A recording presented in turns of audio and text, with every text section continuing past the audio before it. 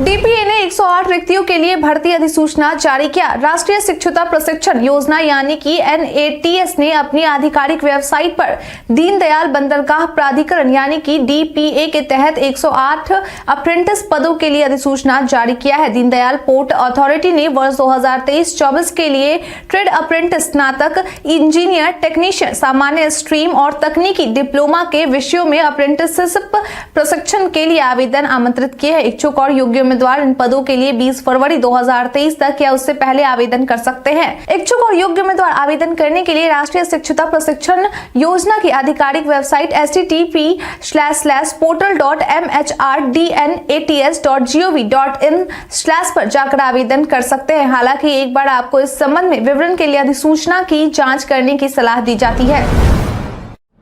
केवल एक क्लिक में कॉलेज के विद्यार्थी पा सकेंगे अपनी मनपसंद किताबें। नए सत्र से अनुसंधान में और बिहार के विश्वविद्यालयों में इंटरनेट युग की औपचारिक शुरुआत होने जा रही है। ई लाइब्रेरी की सुविधा को पहले चरण में दी जाएगी। केवल एक क्लिक में विद्यार्थियों के मनपसंद ई बुक और रिसर्च जर्नल उपलब्ध हो जाएंगे। अपने विद्यार्थियों को शिक्षक वर्तमान वैश्विक युग के किसी भी नए टॉपिक को समझकर आसानी से समझ सकेंगे। अप्रैल के महीने से बिहार के विश्वविद्यालयों में होने जा रहा यह क्रांतिकारी बदलाव का पहला चरण शुरू होगा। सरकारी कॉलेजों के शिक्षकों, शोधार्थियों, प्रदेश के 1 लाख से भी अधिक स्नातकोत्तर विद्यार्थियों और विश्वविद्यालयों को पहले चरण में ई लाइब्रेरी की सुविधा मिलेगी। वहीं स्नातक के विद्यार्थियों को यह सुविधा अगले चरण में दी जाएगी।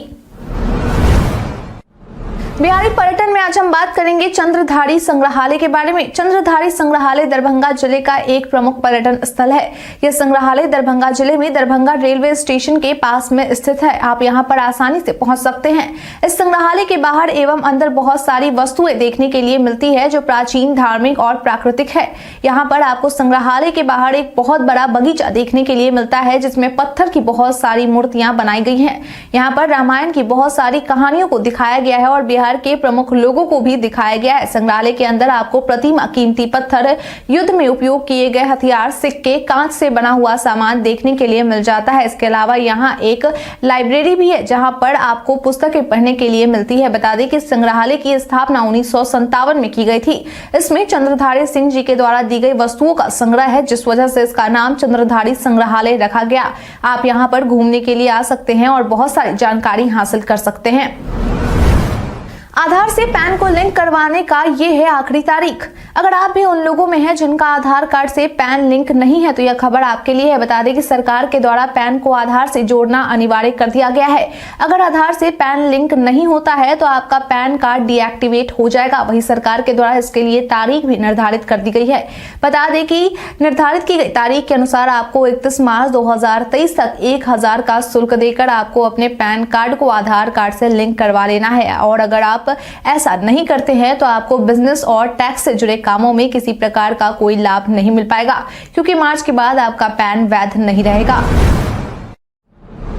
दीघा, सोनपुर और शेखपुरा दिघवाड़ा के बीच 6 लेन वाले पुल का निर्माण इसी वर्ष से होगा शुरू। 6 लेन के पुल का निर्माण इसी वर्ष गंगा नदी पर दीघा, सोनपुर और शेखपुरा दिघवाड़ा के बीच शुरू हो जाएगा। मीडिया में चल रही खबरों के अनुसार इसी महीने शेखपुरा दिघवाड़ा पुल के निर्माण के लिए एजेंसी का चयन किया जाना है। एजेंसी के चयन के बाद उम्मीद है कि अप्रैल के महीने से पुल निर्माण का कार्य भी शुरू हो जाएगा। बता दें कि दीघा सोनपुर के बीच बनने वाला 6 लेन का पुल लगभग 5.5 किलोमीटर लंबा होगा। इसका निर्माण कार्य भी इसी वर्ष किया जाना है। केंद्रीय सड़क परिवहन एवं राजमार्ग मंत्रालय द्वारा ईपीसी मोड पर इसके निर्माण एजेंसी के चयन के लिए टेंडर जारी कर दिया गया है। इसी साल वर्तमान जेपी सेतु के समानांतर और करीब 180 मीटर पश्चिम में एक्स्ट्रा डोज केबल ब्रिज का निर्माण भी होना है। उम्मीद है कि साल 2025 तक इसका निर्माण कार्य पूरा हो जाएगा। जातीय गणना में ली जाने वाली जानकारियां ऑनलाइन भी मौजूद। दूसरे चरण के जातीय आधारित गणना की तैयारी शुरू हो चुकी है। बता दें कि अप्रैल महीने से ये गणना किया जाना है, इसलिए उम्मीद लगाई जा रही है कि अप्रैल माह के दूसरे सप्ताह के शुरुआत से जाति आधारित गणना शुरू हो जाएगा। लेकिन इसके लिए अभी तक किसी तारीख को तय नहीं किया गया है। एक निर्धारित फॉर्मेट में लोगों से करीब 2 दर्जन सवाल पूछकर भरे जाने हैं। बताया जा रहा है कि इन जानकारियों को ऑनलाइन अपडेट भी किया जाएगा ताकि लोग इन जानकारियों को देख सके। लगभग 13 करोड़ से भी अधिक फॉर्म को दूसरे चरण में छपवाने की योजना बनाई गई है। सरकार के स्तर पर 2 दर्जन से भी अधिक प्रश्न वाले फॉर्मेट का अंतिम रूप दिया जा रहा है।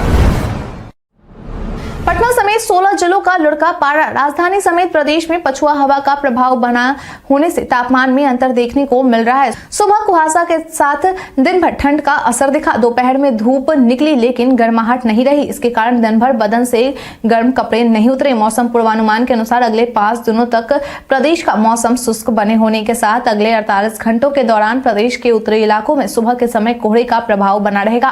राजधानी व आसपास हल्के कोहरे का असर रहेगा। मौसम विज्ञानी ने बताया है कि वातावरण में अचानक नमी युक्त हवा के प्रवेश करने तथा अधिकतम तापमान में कमी के कारण मौसम में बदलाव दिखाई दे रहा है। तराई क्षेत्र में ठंडी हवा का बहाव रहा।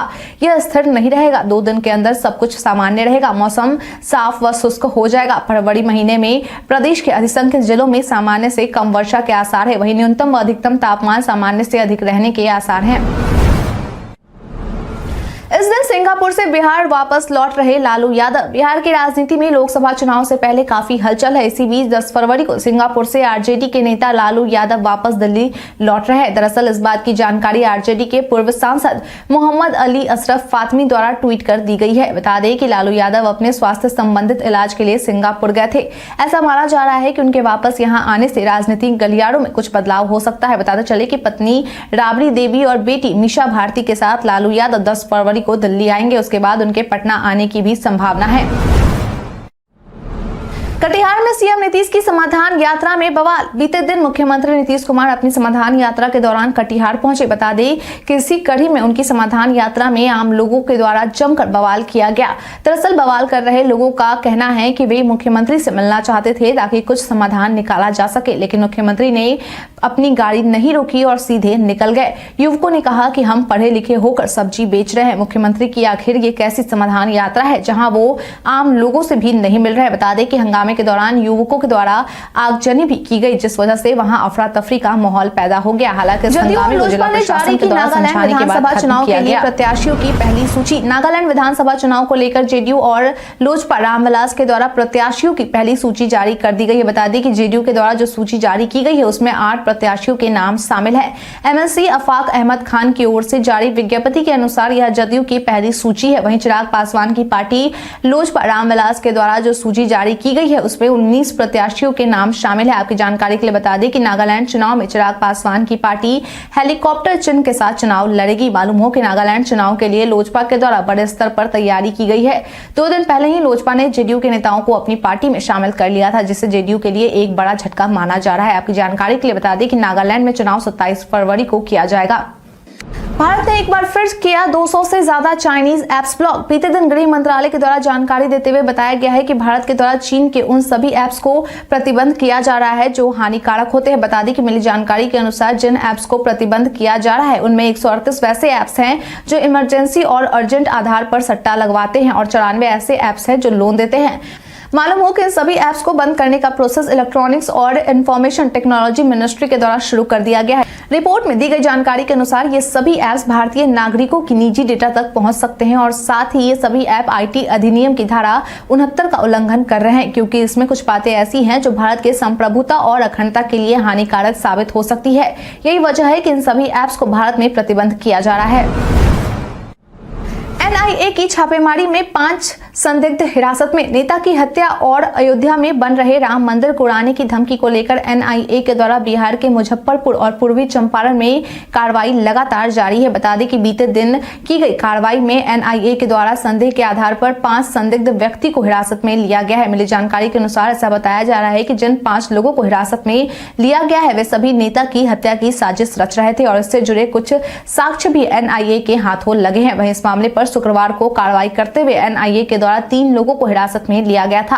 हालांकि अब तक एनआईए और जिला पुलिस के द्वारा पुष्टि करते हुए केवल 3 लोगों की गिरफ्तारी बताई गई है। बता दें कि छापेमारी के दौरान एनआईए की टीम के हाथों कुछ संदिग्ध दस्तावेज भी लगे हैं।